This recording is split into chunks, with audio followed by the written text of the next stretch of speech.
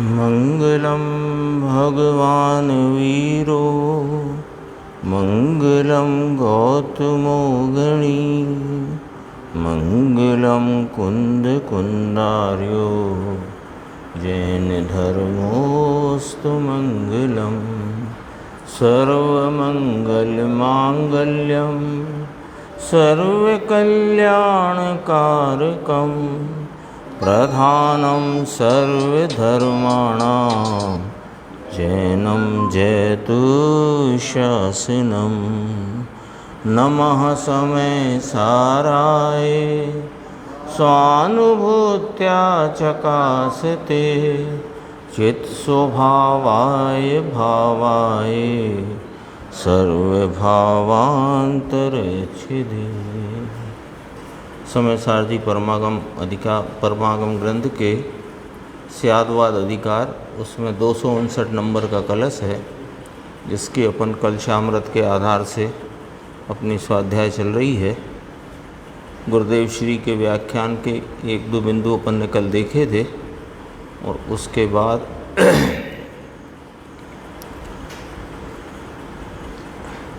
334 page से अपन देखते हैं। पर भाव नास्ति का ये भंग है और सीधी सीधी बात है, इसमें कोई कठिन बात नहीं है। बात किस प्रकार है कि एक स्वभाव है, उससे हमारी सत्ता है, और परभाव है उसकी नास्ति है। तो अपने को बस इतना समझना है कि स्वभाव क्या और परभाव क्या, ज़्यादा कोई ऐसी कठिन चीज़ नहीं, सीधी सीधी बात है। तो स्वभाव में क्या रखा और परभाव में क्या रखा, यही बात आई थी कि एकांतवादी अज्ञानी स्वैरम क्रीडति, यानी हे उपादेय के जानपने के बिना स्वेच्छाचार रूप से प्रवर्तन करता है। तो हे क्या और उपादेय क्या, तो अपने सामने है स्वभाव और परभाव। जो स्वभाव है वह उपादेय है, जो परभाव है वो हे है। तो जो हे है उसको हे करना चाहिए और उपादेय को उपादेय करना चाहिए। ये इस कलश में से अपने को संदेश मिलता है। तो स्वभाव में क्या आया कि त्रिकाल एक रूप रहने वाला शाश्वत जानन स्वभाव वह स्वभाव है, और उसकी एक समय की अवस्था वो भी परभाव, और उसमें झलकते हुए गेयादि पर वस्तुएं वे भी परभाव।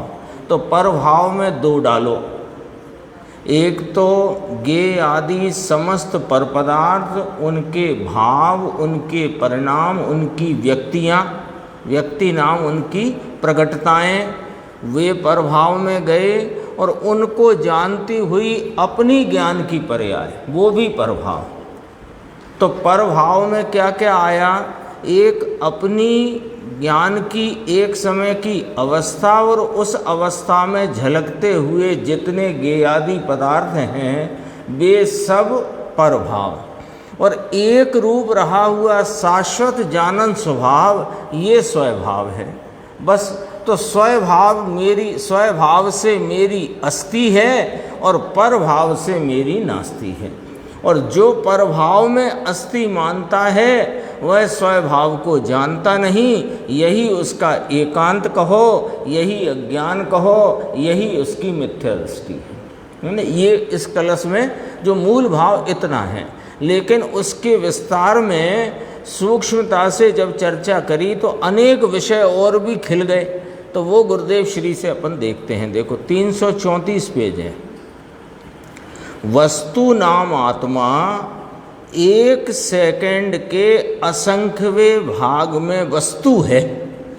सत्ता है ना, सतपने की बात है। वस्तु परभाव से नास्ति है, तो परभाव से नास्ति में स्वभाव अस्थि है, ये बात तो अंतर्गर्भित है। वो वाली बात कही।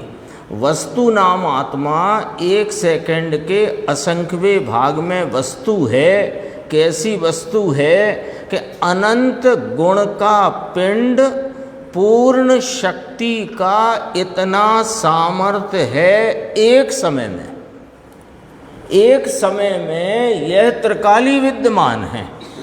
यह वस्तु आत्मा जिसको अपन स्वभाव के कोटे में कॉलम में रखेंगे, स्वभाव और परभाव, उपादेय और हे, तो स्वभाव के कॉलम की चीज़ कौन है कि यह वस्तु आत्मा एक समय में अनंत गुण का पिंड, पूर्ण शक्ति का एक सामर्थ्य स्वरूप है ना। एकला, अब इसको रखा ना, अब इसके सामने की बात देखो, अकेली केवल ज्ञान और अनंत वीर की पर्याय की शक्ति जितना ये तत्व नहीं। क्या कहना है? केवल ज्ञान अवस्था है और अनंत वीर की प्रकट रूप जो चतुष्टय प्रकटा ना केवल ज्ञान में, तो अनंत वीर का अनंत वीर जो प्रकटा है वो प्रकटपना एक समय की अवस्था है, वो मैं तत्व नहीं। हाँ, इतना नहीं, तो ये तत्व जो है ये तो अनंत अनंत अनंत अनंत एकली शक्ति का एकला पदार्थ, एकला सत्व, एकला भाव, इसको यहाँ स्वभाव कहने में आया है। सरल है ना बात। केवल ज्ञान को भी स्वभाव न कहा।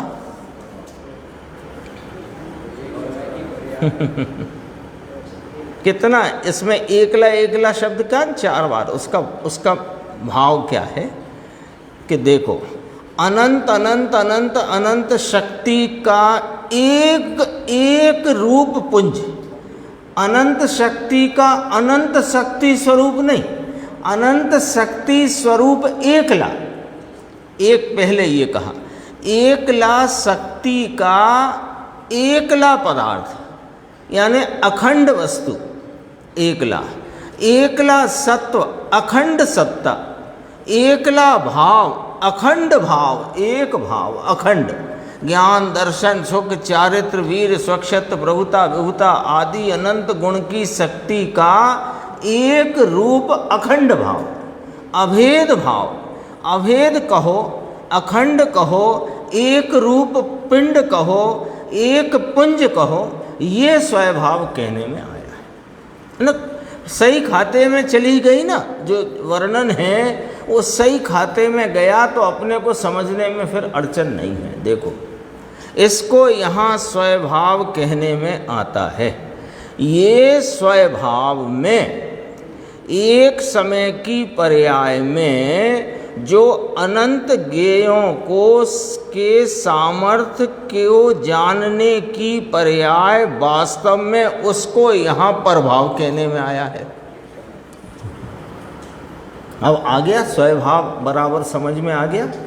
एकली अनंत अनंत गुण की शक्ति का एकला पदार्थ, एकला भाव, एकला सत्व, एक रूप पिंड, अखंड अभेद जो है, इसको स्वभाव कहा। और इस स्वभाव के परिणमन में, इसके एक समय की ज्ञान की अवस्था में, 3 लोक के सर्व पदार्थों को जानने की सामर्थ्य वाली ज्ञान की दशा, उसे यहाँ प्रभाव कहने में आया है। हो गया? तो इसे काय में डालें? हे में, हे में गया। ये चर्चा आई थी ना, अपन ने 337 पेज पे पढ़ी थी कल, हे उपादेय वाली। इसके साथ अब एक प्रभाव तो अपने ख्याल में आ गया कि ज्ञान की वर्तती एक समय वाली अवस्था वह प्रभाव है, और अनंत शक्तियों का अखंड अभेद स्वरूप एक रूप वह स्वभाव है। एक तो प्रभाव क्लियर हो गया। दूसरा, इसके साथ पर शक्तियों को भी प्रभाव जानना। पर शक्तियाँ माने ज्ञेय पदार्थ, मन वचन काय स्पर्श रस गंध वर्ण आदि अनंते पदार्थ, उनकी जितनी व्यक्तताएं, उनके गुण स्वभाव, वे सब प्रभाव, और उनको जानती अपनी ज्ञान की अवस्था सो वह प्रभाव। ये प्रभाव के कॉलम में, और एकला अखंड अभेद स्वभाव के कॉलम में। तो जो स्वभाव के कॉलम में वह अस्थि रूप, जो प्रभाव के कॉलम में वो नास्ति रूप, और जो स्वभाव है वह उपादेय और प्रभाव है सो हे। इतनी बात है बस। वास्तव में तो पर एक ही अंत में प्रभाव इसको ही आएगा। किसको? अपनी पर्याय को। अंत में माने खरेखर सूक्ष्मता से तो अपनी ही एक समय की अवस्था, इसको ही प्रभाव गिना गया है, ये कहना है। छेल्लो प्रभाव छे, छेल्लो माने सूक्ष्म में सूक्ष्म प्रभाव की व्याख्या। उसमें प्रभाव किसको कहने में आया? अपनी ही ज्ञान की एक समय की अवस्था, उसको प्रभाव कहा गया है। समस्त ज्ञेय की अनेक शक्ति की आकृति रूप परिणमा है ज्ञान। तो जो परिणमा हुआ ज्ञान है वो प्रभाव है। अंत में चौथी लाइन इसमें अंत में आएगा, एकदम अंत में चौथी लाइन में इसको प्रभाव कहा। समस्त ज्ञेय की अनेक शक्ति की आकृति रूप परिणमा है ज्ञान। ये जो परिणमित ज्ञान है इसको प्रभाव कहा। और जो ज्ञान स्वरूप त्रिकाल शाश्वत एक रूप अखंड अभेद अनंत शक्तियों की सामर्थ्य का पुंज, वो स्वभाव कहा। तो स्वभाव अस्ति, प्रभाव नास्ति, ये वाली बात है। इसके नीचे देखो, यहाँ आत्मा का जो शक्ति स्वभाव है, ऐसा इतना तत्व है, ये अज्ञानी द्रव्य को मानता है। ये कौन सा अज्ञानी लिया है यहाँ पर? जो वस्तु को द्रव्य रूप मानता है, पर्याय नहीं मानता है, उसकी चर्चा यहाँ उठाई। लेकिन एक समय की अवस्था में अनंत शक्तियों को जानने का एक पर्याय धर्म है आत्मा का, इसको नहीं मानता। क्यों नहीं मानता? कि वो पर्याय मानता ही नहीं है, वो तो द्रव्य रूप वस्तु मानता है। अब उसका चक्कर ये पड़ गया कि अपने आत्मा जो द्रव्य एक रूप है उसे वह पहचानता नहीं है, और पर्याय में जो झलकते हुए ज्ञेयों के अनेक प्रकार हैं उनकी वहाँ प्रसिद्धि है, सो उसे ही आत्मा मानता है। क्यों? उसे ज्ञान की पर्याय मान ले तो ये भूल ना हो। दर्पण में झलकते हुए पदार्थ दिखाई देते हैं, इसे दर्पण की जो पर्याय मानेगा तो उसे किंचित भय नहीं कि कमरे में आग लग गई है। लेकिन जो दर्पण के स्वभाव को भी नहीं जानता, दर्पण की पर्याय को भी नहीं मानता, तो दर्पण में आग देखकर कहेगा कि लो घर में आग लग गई। ये हाल हो रहा है इस अज्ञानी का। पर्याय में राग दिखा तो मैं रागी, ठंडा स्पर्श है तो मैं ठंडा हो गया, गर्म स्पर्श का जानना हुआ तो मैं गर्म हो गया। ठोकर लगती है ना, ठोकर लगती है, ठोकर लगती है तो ये हड्डों पर, तो ऐसा लगता है कि इतना मैं ही कड़क हो गया, मैं ही टूट गया।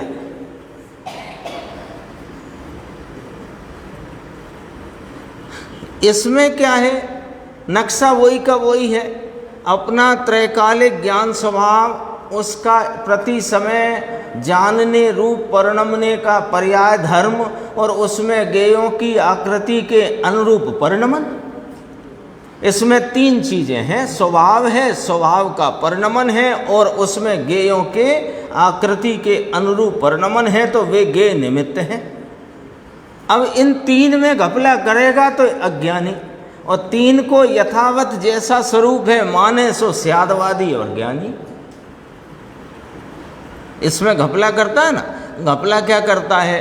द्रव्य स्वभाव को इस 12वें भंग की बात करते हैं। द्रव्य स्वभाव को पहचानता नहीं है, ज्ञान की पर्याय को पर्याय ही नहीं मानता, वस्तु पर्याय रूप मानता नहीं, तो ज्ञान की पर्याय में जो ज्ञेय प्रसिद्ध हैं, यद्यपि के वहाँ ज्ञान स्वभाव भी प्रसिद्ध है पर ज्ञान स्वभाव की पहचान नहीं है, तो ज्ञेयों की प्रसिद्धि जो हुई उसको ही आत्मा मानता है।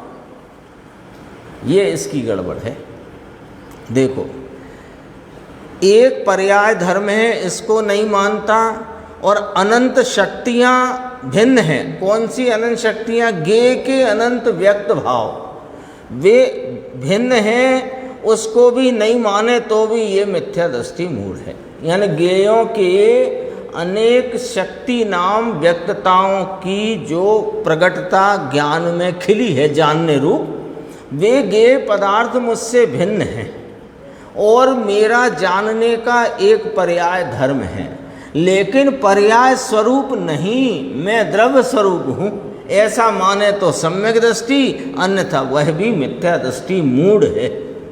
इसको सम्यक दर्शन की खबर नहीं, सत्य स्वरूप की इसको खबर नहीं है। अगले पेज पे देखना 335 पे, ये जो अपन चर्चा कर रहे हैं ना कि द्रव्य वस्तु को द्रव्य रूप ही मानता है, पर्याय रूप नहीं मानता है ना, उसकी थोड़ी खुलासा यहाँ पर देखना।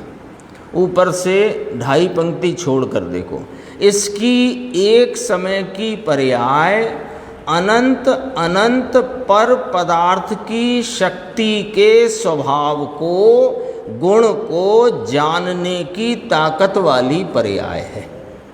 यह ज्ञान स्वभावी आत्मा इसकी एक समय की पर्याय, जो है तो परभाव, लेकिन अभी पर्याय का धर्म स्वरूप क्या वो समझना, कि इसकी एक समय की पर्याय अनंत अनंत पर पदार्थ, उनकी शक्ति का स्वभाव, उनके गुण का भाव, उनके सब को जानने की ताकत वाली ज्ञान की एक समय की पर्याय है। ठीक है, ये पर्याय को भी ना माने तो इसको द्रव्य को भी सच्चा मानना नहीं रहता। ये कहा यहाँ अपनी एक समय के पर्याय धर्म को मानता नहीं, तो फिर वो एक रूप त्रिकाल ज्ञायक है, उसे क्या मानेगा? पहली पंक्ति थी ना, खंड अन्वय सहित अर्थ में पहली पंक्ति, कोई मिथ्या दृष्टि अज्ञानी ऐसा है कि जो वस्तु को द्रव्य रूप मानता है, पर्याय रूप नहीं मानता, तो उसने आत्मा की पर्याय मानी ही नहीं। तो आत्मा की पर्याय का क्या स्वरूप है कि आत्मा ज्ञान वस्तु, इसकी पर्याय का स्वभाव भाव एक समय का ऐसा है कि वह अनंत पर पदार्थों को, उनकी शक्तियों को, उनके गुणों को, उनकी पर्यायों को अपनी अवस्था में जान ले। ऐसी पर्याय को जो नहीं माने वो द्रव्य को क्या मानेगा? तो अभी तो पर्याय को प्रभाव कहा था कि प्रभाव है ये तब ये पहले पर्याय धर्म जाने, स्वीकार करे, फिर स्वभाव क्या है वह मेरी अस्थि है और पर्याय में होता भाव प्रभाव है, उससे मेरी नास्ती है। ये है मामला। पहले पर्याय देखेगा कहाँ, द्रव्य कोई दिखने की चीज नहीं है अलग से, द्रव्य तो हर पर्याय में विद्यमान है, ये उसका द्रव्यत्व है। वो हर पर्याय में अपने गुण स्वभाव से स्खलित हुए बिना, अपने गुण स्वभाव की सामर्थ्य से च्युत हुए बिना, अपनी गुण स्वभाव की सामर्थ्य की अखंडता को अक्षुण्ण रखे हुए हर पर्याय में विद्यमान है, इसका नाम द्रव्य है। और जो बदल जाती है वो पर्याय है। देखोगे तो भैया पर्याय ही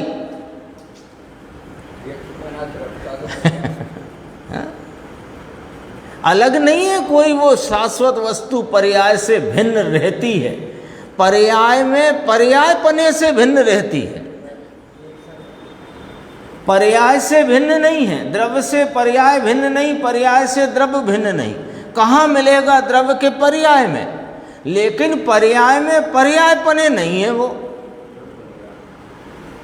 पर्याय में वह द्रव्य रूपता से रहा है।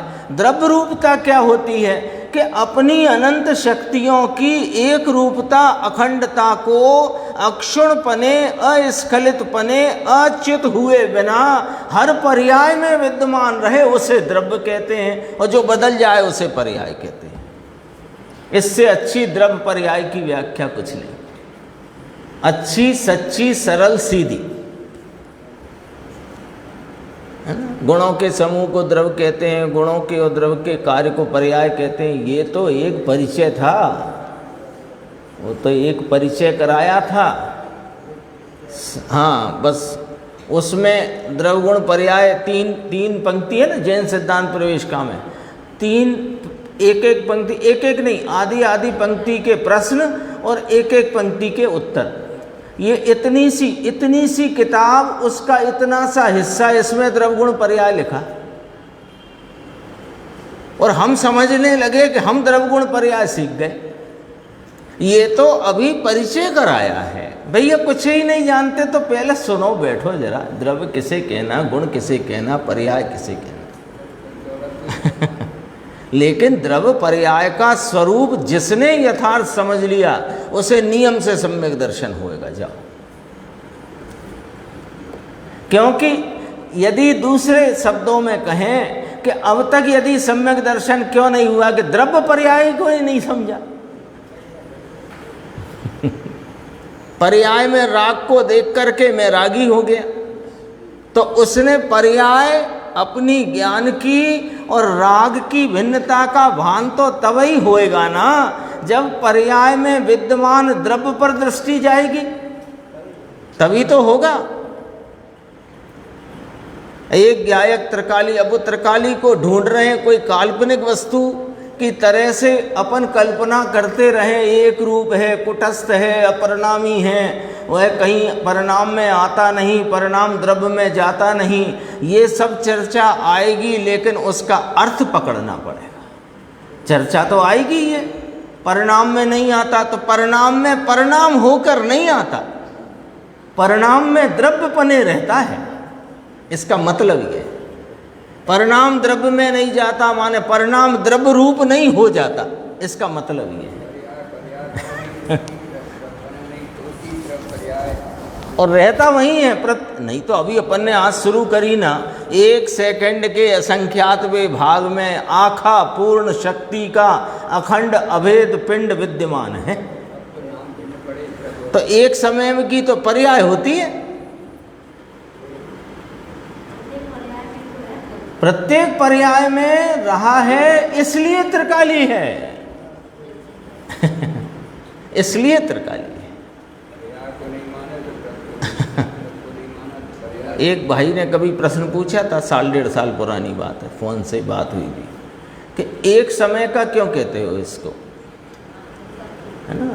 एक समय का क्यों कहते हो? क्योंकि वो एक समय का ही है। तो फिर त्रिकाली क्यों कहते हो? कि एक एक समय करके त्रिकाली है। 15वीं गाथा का गुरुदेव श्री का व्याख्यान नियमसार निरंतर वर्तमान शब्द लिया होता। तो त्रिकाली क्यों कहा? कि वो हर समय अपने एक रूप स्वरूप से रहता है, इसलिए त्रिकाली कहा। फिर एक समय का क्यों कहा? कि हर समय में वैसा ही रहता है, इसलिए एक समय का कहा। तो एक समय का कहने से फायदा क्या हुआ? कि सुनो, फायदा ये हुआ कि वर्तमान उपयोग जो उसका आलम्बन लेगा तो उसे कोई त्रिकाल में पसरना नहीं पड़ेगा, क्योंकि वर्तमान उपयोग त्रिकाल में पसर सकता ही नहीं। वर्तमान उपयोग वर्तमान कोई विषय बनाता है, ये ज्ञान की व्यवस्था ऐसी है।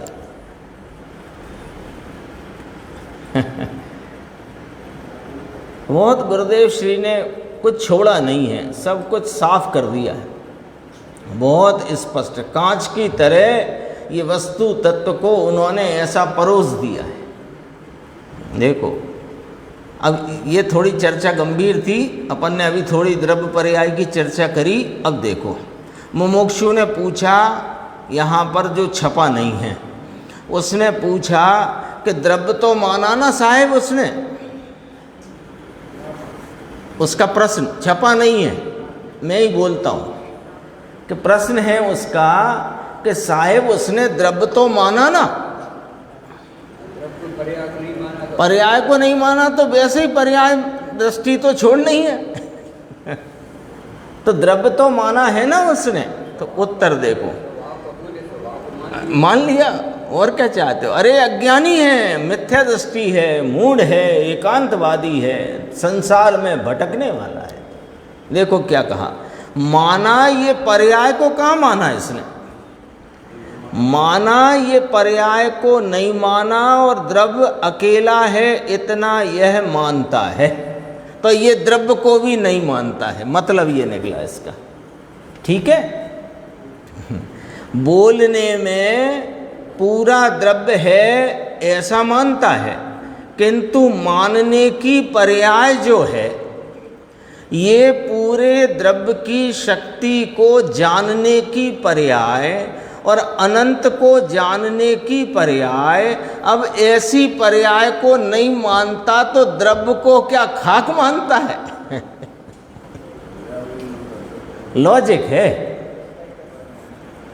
क्योंकि प्रश्नकार का प्रश्न ऐसा है कि द्रव्य, आप तो द्रव्य दृष्टि लिखा भी है वहाँ सोनगढ़ के स्वाध्याय मंदिर में, द्रव्य दृष्टि ते सम्यक दृष्टि वहाँ लिखा है। तो द्रव्य तो जानता है, द्रव्य ही मानता है, पर्याय दृष्टि तो वैसे ही छोड़ना है। तो कहा ये द्रव्य को जानने वाली पर्याय है, द्रव्य को मानने वाली है वो पर्याय है, द्रव्य को स्वीकार करने वाली वो पर्याय है। इस पर्याय को ही नहीं मानता तो द्रव्य को क्या मानेगा? कहाँ से मानेगा? कहाँ मानेगा? कहाँ माना उसने? पर्याय को ही नहीं माना, द्रव्य भी नहीं माना, पर्याय में जो और कुछ झलका उसे ही आत्मा मान लिया। बीका झीणी बात है, बात थोड़ी सूक्ष्म है ये, है ना। लेकिन द्रव्य पर्याय का बराबर जैसी अपन ने अभी चर्चा करी ना कुछ देर पहले, वो थोड़ा सा नक्शा यदि यहाँ रखो तो ये वाली बात एकदम सरल है।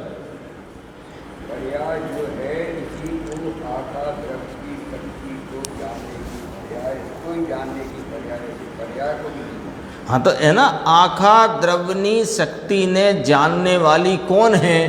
पर्याय। अनंत को जानने का कार्य कहाँ हो रहा है? कि पर्याय में। ऐसी पर्याय को नहीं मानता तो द्रव्य को क्या मानता है? झीणी बात है बीका भाई। लेकिन ये द्रव्य पकड़ा नहीं। अब द्रव्य को पकड़ा ही नहीं इसने। द्रव्य कैसे पकड़ा जाता है? कि पर्याय में जो बदलता भाव है वो पर्याय है, लेकिन वह पर्याय है, वह मेरे आलम्बन का विषय नहीं। जो हर पर्याय में एक रूप है वह आलम्बन का विषय है, वो द्रव्य को पकड़ेगा।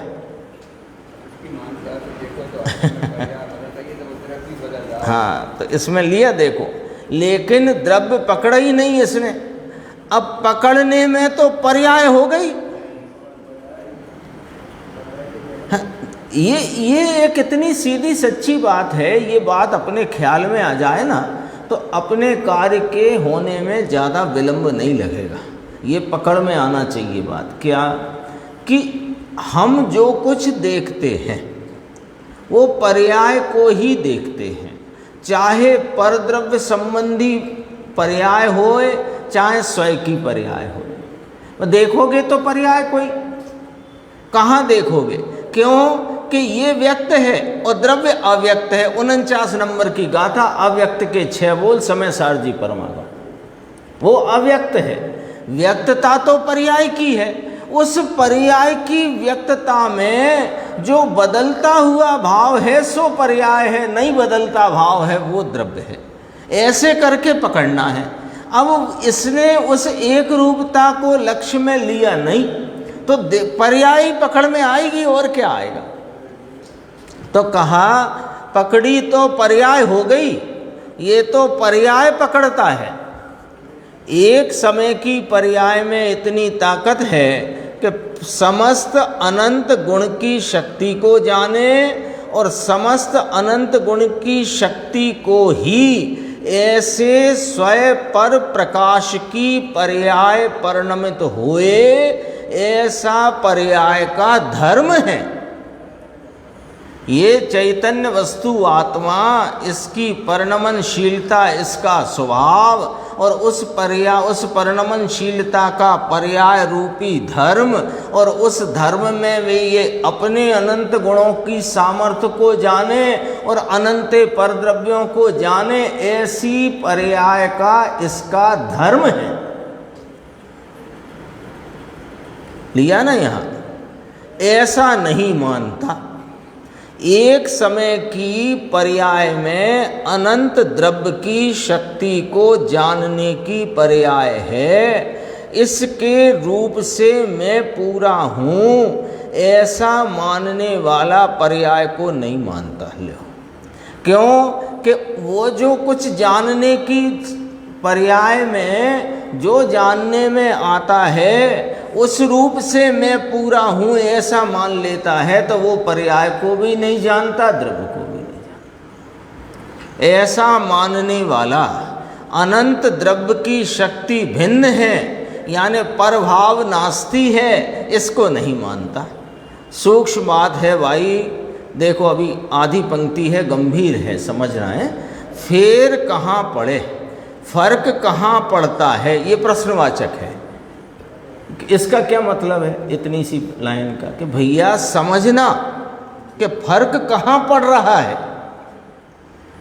अपने जो सच्चे ज्ञान, सम्यक ज्ञान की जो अपनी उदय नहीं हुआ है, तो कोई ना कोई फर्क तो पड़ रहा है।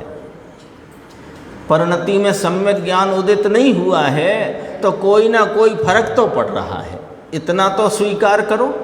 अब वो फर्क पड़ रहा है, तो कहाँ फर्क पड़ रहा है ये पकड़ो,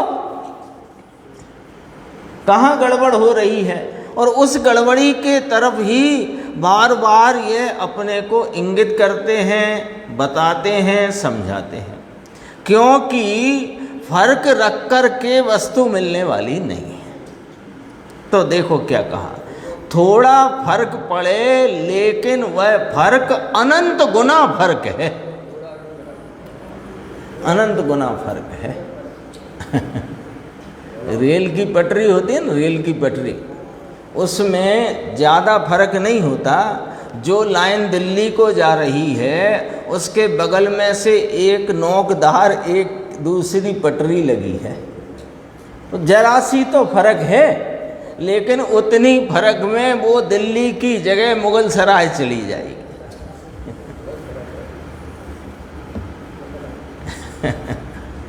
थोड़े फर्क में अनंत गुना फर्क है।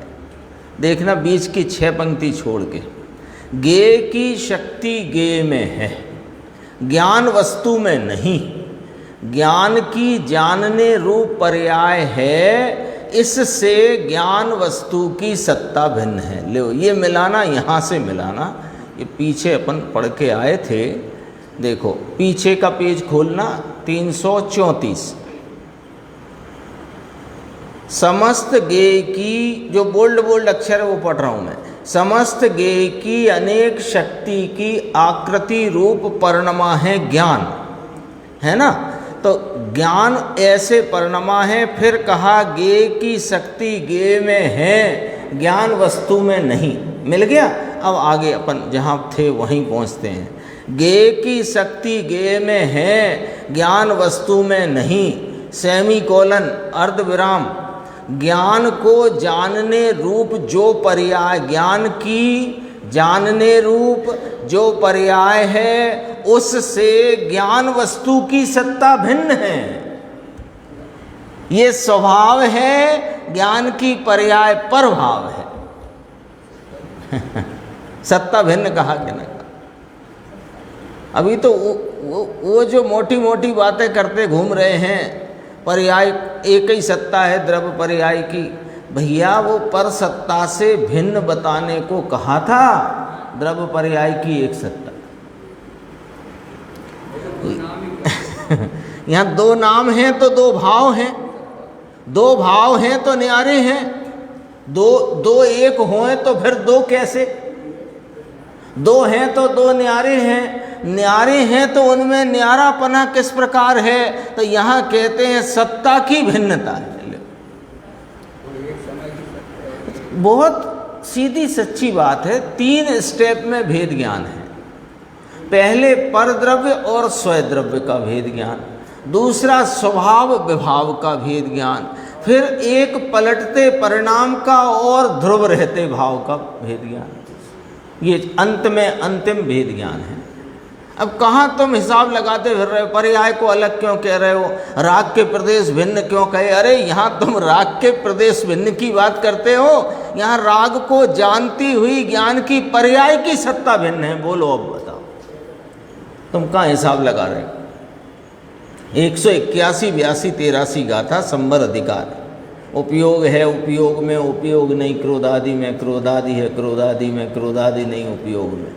तो एक सज्जन मिले हुए कहने लगे कि यहाँ प्रदेश भिन्नता बताई है, तो ये जो राग के प्रदेश भिन्न थोड़ी बताए हैं आचार्य ने, ये तो कर्म के प्रदेश भिन्न बताए हैं यहाँ पर, आप समझे नहीं। मैंने कहा अच्छी बात है भैया, हम नहीं समझ पाए, आप गुरुदेव से मिलो, उनके प्रवचन हैं 18वीं बार के, 16वीं बार के, 15वीं बार के, 19वीं बार के, मर्जी आए उतने पढ़ो समझो। राग के प्रदेश कैसे भिन्न हो गए? तुम राग के प्रदेश की भिन्नता की बात कर रहे हो, यहाँ राग की को जानती हुई ज्ञान की अवस्था, उसकी सत्ता मेरे स्वभाव सत्ता से न्यारी है। यहाँ ये वाली बात चल रही है भैया। भेद ज्ञान पूर्वक प्रयोजन पूर्ण करना है कि नहीं करना, कि शास्त्रार्थ करना है कि पीएचडी करना है। शास्त्रार्थ करने के लिए स्वाध्याय होती ही नहीं है। वो गुरुदेवी कहते ना, क्या कहते हैं वो, सहज का धंधा वाद विवाद करे सो अंधा। ऐसा पंडिताई का काम नहीं, बिल्कुल इसमें कोई बहस की जरूरत नहीं। कोई कदाचित बहस के स्थिति में आए तो हाथ जोड़ के आगे बढ़ो, क्योंकि अपने को बहस नहीं करना है, अपने को तो अपना प्रयोजन करना, पूर्ण करना। देखो आगे इसमें क्या कहा, सू की दूँ क्या कहा, यानी ये जो बोल्ड अक्षर में बात कही, ये सामान्य बात नहीं कही, जरा विचार करना, इस पे ध्यान देना। ऐसा कहा, ये आत्मा की पर्याय में अनंत शक्ति को जानने का पर्याय धर्म है। यह वह माने जिस पर्याय धर्म पर्याय की बात करी, यह वह ज्ञान वस्तु की सत्ता त्रिकाल वस्तु तो भिन्न है, शक्ति से भी भिन्न है, माने ज्ञेयों की शक्ति से भी भिन्न है, और एक समय की पर्याय में अनंत शक्ति को जानने की पर्याय से भी वस्तु अत्यंत भिन्न है। ले, अत्यंत भिन्न है, अत्यंत भिन्न न कहो, ऐसा न कहो, अतद भाव कह दो। अतद भाव से समझ सकते हो तो अतद भाव से समझ लो। करना तो वेद ज्ञान है, तुम जैसे कर सको वैसे करो। समझानु काई, देखो अब गुरुदेव क्या कहते हैं, आ तो तत्वनु तेल काढ़ेलू छे, तत्व का तेल निकाल करके दिया है आचार्य अमृतचंद्र भगवान ने। ये 14 श्लोक 14 भंग स्यादवाद अधिकार। तेल काढ़ेलू है, माखन छे एकलू, माखन। यह सच सच कहते हैं, ये 14 भंग माने द्वादशांग का सारभूत भाव इसमें भरा हुआ है। क्यों? तो यहाँ तो सिर्फ ज्ञान ज्ञेय के ऊपर से ही चर्चा है कि हाँ गड़बड़ी भी तो यही है, क्योंकि ज्ञान लक्षण है आत्मा का। ये ज्ञान लक्षण स्वरूप आत्मा जानने रूप प्रति समय परिणमित है। उस जानने में अनंत ज्ञेय जानने में आते हैं, गफलत यही हो जाती है। वो गफलत कहाँ कहाँ कैसी होती है और क्या गफलत है, और गफलत मिटने से क्या निभ्रांत भाव है, वो यहाँ पर बताया गया। 14 कलश यानी कोई गजब की बात है। देखो, तुमने कोई समय तत्व को समझा नहीं, जैसा सत स्वरूप है उसको तुमने ज्ञान में लिया नहीं।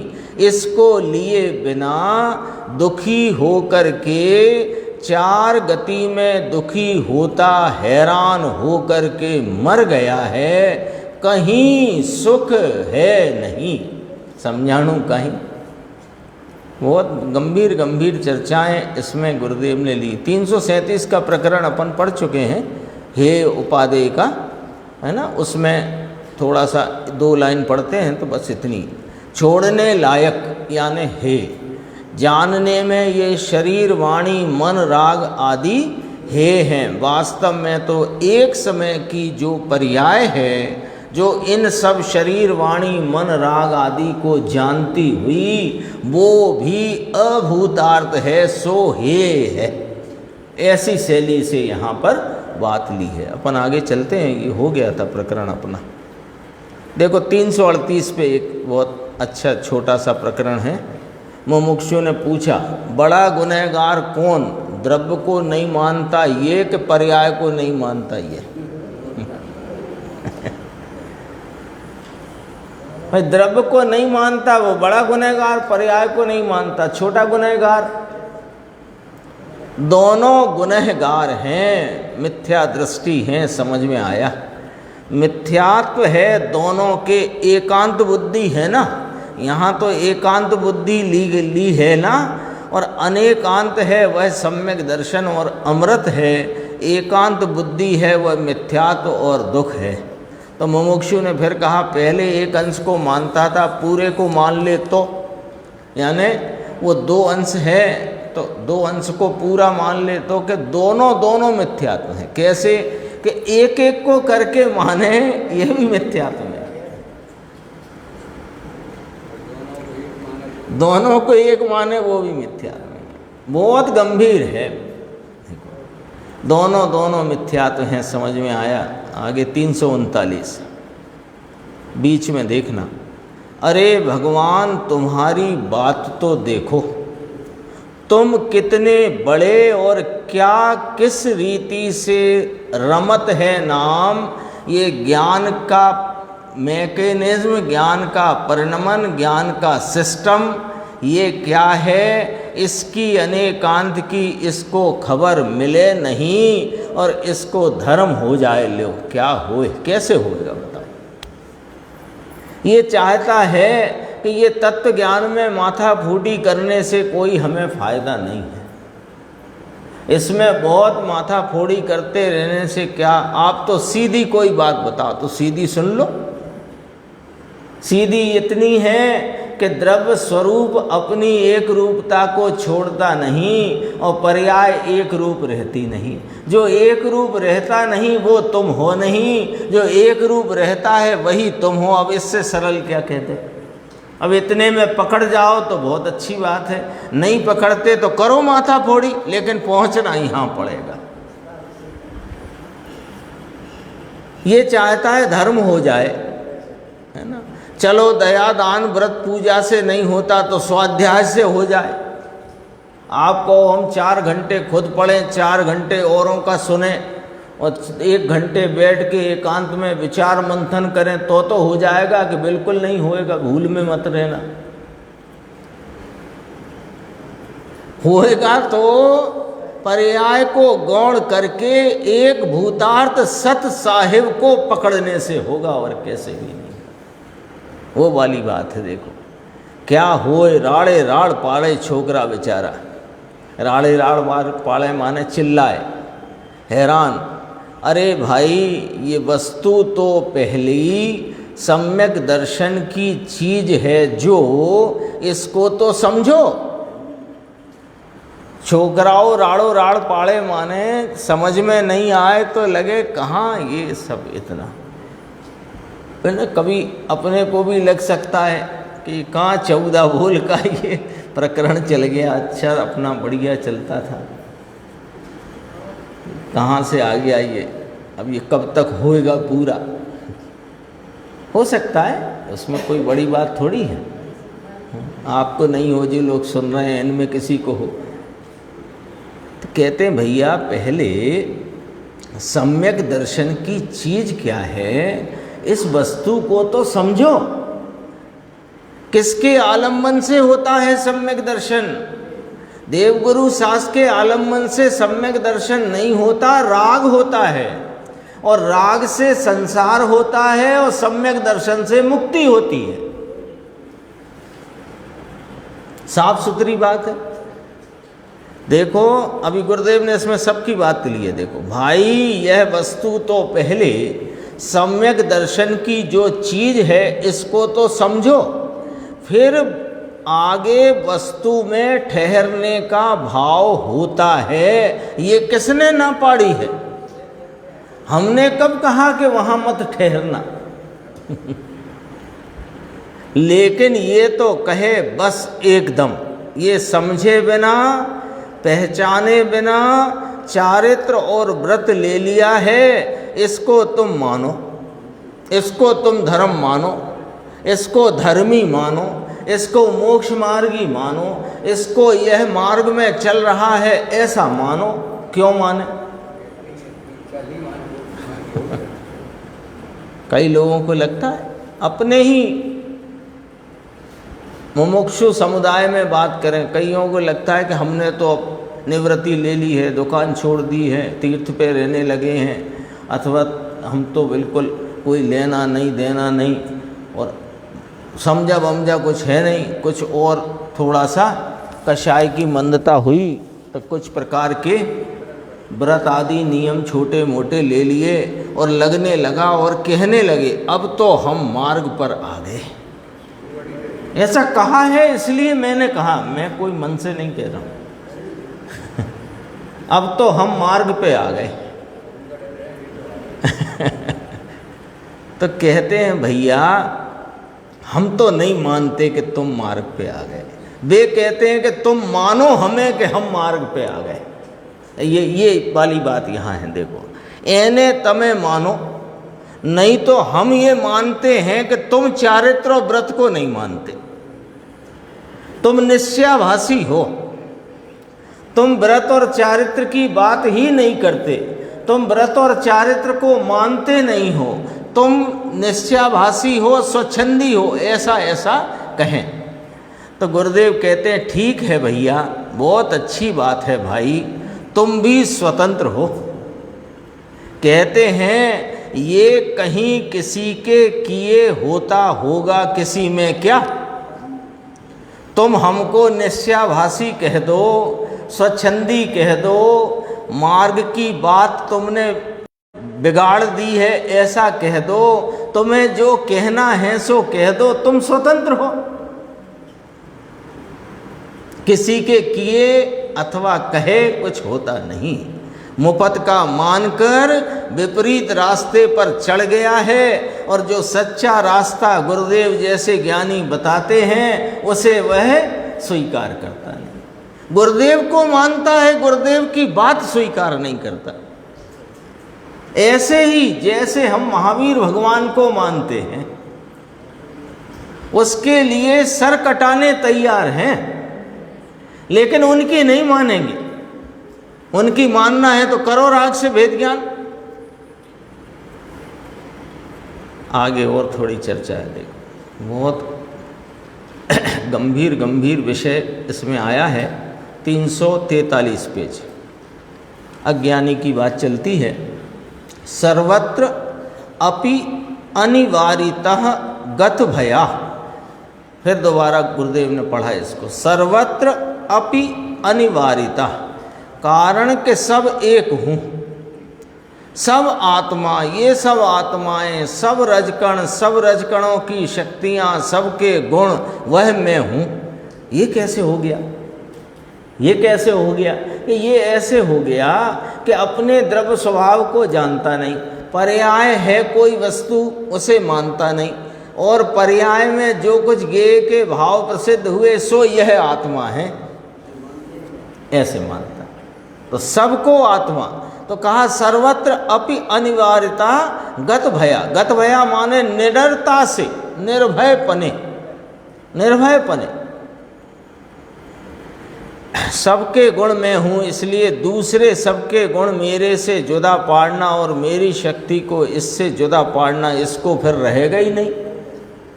जब ये मैं ही ठंडा हो गया, मैं ही गर्म हो गया, तो पुद्गल के गुण तुमने अपने में मान लिए ना। मैं रागी हो गया तो तुमने राग रूप जो विभाव है उसको अपना मान लिया ना। जब अपना ही मान लिया तो अब इससे भिन्नता का कोई मौका ही, अवसर ही चला गया, खत्म हो गई बात। समझ में आया? इसलिए स्पर्श समझ में आया। ये स्पर्श गेय की शक्ति है, लेकिन गेय की शक्ति मुझसे न्यारी तो मानता नहीं है। अर्थात गेय की स्पर्श शक्ति से भिन्नपना ऐसा नहीं मानता। गेय स्पर्श, स्पर्श क्या है? गेय, उसको भी अनुभवना, कारण कि हम तो एक ही है ना। बहुत गंभीर कहा है, यहाँ थोड़ा देखना। स्पर्श को अनुभवना, कारण के सब हम एक ही है ना, है ना। इधर से चलो, अपने को आप क्या मानते हो? जीव के अजीब, बस यहाँ से बात करते हैं। क्या मानते हैं अपन लोग? अपने को अजीब मानते हैं कि जीव मानते हैं? कौन है इसमें अजीब मानता हो अपने को? जीव मानते हैं ना। अब देखो, जीव मानते हो तो ये स्पर्श से मुझे लाभ होगा, ये स्पर्श का गुण और उसकी व्यक्तता, ठंडी गर्म, इससे लाभ होगा। तो तुमने स्पर्श गुण रूप अपने को माना, तो अब तुम ना जीव रहे ना अजीब। ये क्या हो गया? अब अजीब के गुणों को और मैं सब एक ही है। मैं इनको जानता हूँ, ये भी मानता है, और जैसा जानता हुआ भाव वहाँ जानने में आया उस रूप भी अपने को मानता है। ठंडा, गरम, कड़ा, चिकना, भारी, गंध, सुगंध, रस सब लिया। नीचे देखना, हाँ देखो नीचे प्रश्न उत्तर की, उत्तर वाले पैराग्राफ की अंतिम 2.5 पंक्ति। इंद्रिय और इंद्रिय के विषय सब शक्तियों वाले तत्व, उनकी शक्तियाँ, उनके भाव स्वभाव हैं, वे मुझसे जुदा नहीं, हम ही ये सब हैं। बोलो, आँख चली जाए रोशनी तो लगे कि मैं अंधा हो गया, मैं बहरा हो गया। ये बोलने की बात नहीं चल रही है, मानने की बात चल रही है, मान्यता की बात चल रही है। हाँ, प्रत्येक भंग में अज्ञानी मिथ्या दृष्टि की कहाँ गफलत है, कहाँ इसको भ्रांति पड़ी है, वो उसका खुलासा किया, और धर्मी को इस संबंध में क्यों भ्रांति नहीं है इसका खुलासा किया। इसलिए कहा ये 14 भंग का जो अधिकार है, ये अपने आप में एक समूचा ग्रंथ है, पूरा का पूरा। देखो, इंद्री के विषय सब शक्ति वाले तत्व जुदा नहीं हैं, हम ही ये सब हैं। इसलिए इसको इनके शक्ति के भोग से, अब पकड़ना पॉइंट, इंद्री भी में और इंद्री के विषय भी में, ये तीनों की युति है। ये गाथा 31 में जो इंद्रिय जड़ितता वाली जो गाथा है, उसमें ये तीनों की युति बताई है। भावेंद्रिय, द्रव्येंद्रिय और इंद्रिय के विषयभूत पदार्थ सब इंद्रिय, वो फार्मूला पकड़ो। तो इंद्रिय और इंद्रिय के विषय सबको अपने से जुदा मानता ही नहीं। कर्ण, चक्षु, घ्राण, रसना, स्पर्श आदि इंद्रिय, तो इनके विषय ये इंद्रिय, और इनको जानता हुआ एक समय का, इनके निमित्त से जानता परिणमता एक समय का ज्ञान, ये सब डालो इंद्रिय में। इनसे अपने को जुदा मानता ही नहीं है। गंभीर, कल भी कहा था, ये 12वां भंग सबसे ज़्यादा गंभीर है। और अपनी जो गड़बड़ी है उसकी सीधी यहाँ चर्चा है। देखो, तो जब ये इंद्रिय और इंद्रिय के विषय आदि को अपने से न्यारा, जुदा, भिन्न, अलग मानता ही नहीं, उनसे अपनी नास्ति को स्वीकारता ही नहीं, तो उसकी शक्ति के भोग से, उनकी शक्ति माने वे इंद्रिय और इंद्रिय के विषयों के भावों को भोगने के तथा उनके भोगने का राग, उससे भिन्न पड़ने का इसको रहता ही नहीं। समझ में आया? बोलो, राग से भिन्नता क्यों नहीं होती?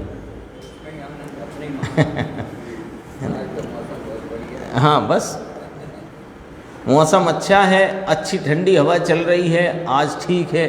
ये सब उनसे ये कहते हैं कि इंद्रिय सब मुझसे न्यारी हैं। ये प्रभाव नास्ति का बोल है ना, तो इंद्रिय प्रभाव है। अब इंद्रिय में तीन डालो, इंद्रियां, द्रव्येंद्रियां, ये भी पर पदार्थ है, इंद्रिय के विषय ये भी पर पदार्थ, और भावेंद्रिय रूप जो ज्ञान की परिणति वो भी इंद्रिय।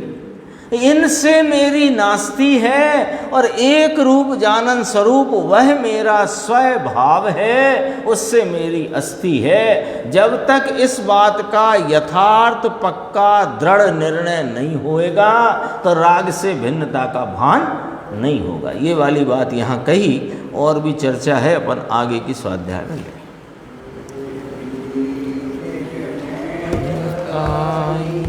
यह अनंत उपकार है उसके